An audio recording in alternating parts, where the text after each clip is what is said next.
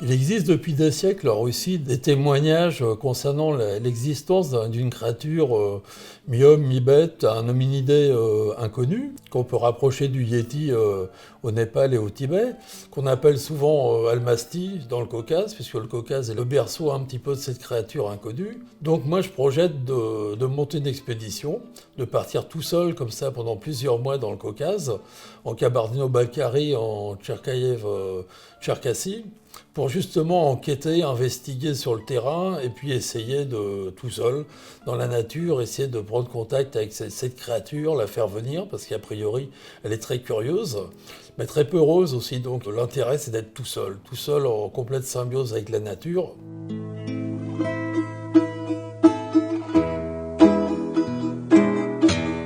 Là, il s'agirait de la 4e expédition pour chercher l'Almasty. La première, j'ai été dans l'Altaï pendant 3 mois, mais le berceau, c'est quand même le Caucase.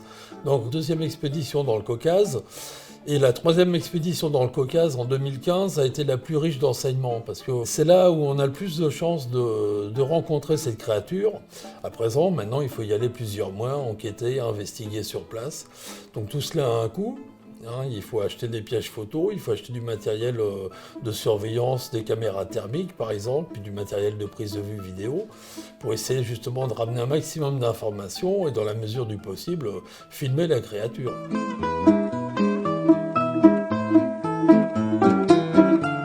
Le phénomène Almasty a commencé à être popularisé en Russie dans les années 60-65. On a un chercheur comme Boris Porchnev et puis Marjane Kaufman. C'est cette dame, Marjane Kaufman, qui a fait le plus d'expéditions, mais des expéditions qui datent quand même des années 70. Donc on s'aperçoit que depuis, très peu de gens sérieux ont été sur le terrain. Alors la problématique du Caucase, c'est qu'on a affaire à des gens qui sont très discrets, qui sont pas très expansifs, donc il faut passer du temps sur place de façon à lier un petit peu amitié avec les gens, et après, au bout d'un moment, les gens commencent à se libérer et à parler de l'Almasty. C'est un peuple dur, les Caucasiens sont des gens durs.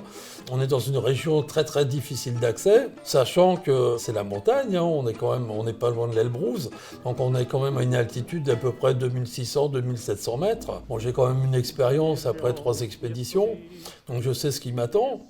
Après, bon, on a des contacts aussi avec les locaux qui peuvent venir de temps en temps donner des nouvelles. Et puis, bon, il me faudra descendre dans les villages pour m'approvisionner aussi.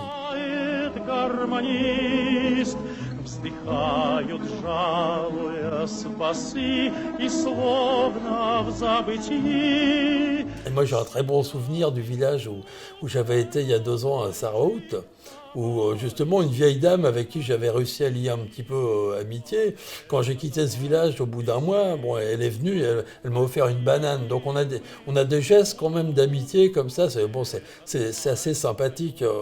Donc, mais il faut rester du temps, il faut rester avec les gens, il faut discuter avec eux, il faut lier amitié, et après les portes s'ouvrent, les cœurs s'ouvrent, et dès le moment où les gens parlent, et là on récolte des témoignages sur la présence des Almasty.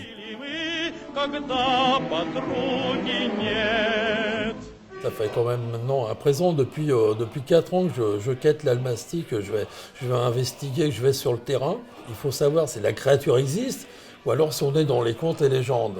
Moi, je pense qu'elle existe, parce qu'il y a des milliers de témoignages. Mais maintenant, il faut mener cette quête un petit peu, ce qui est devenu en quelque sorte, peut-être pas une quête spirituelle, mais une quête humaine. Il faut la mener jusqu'au bout.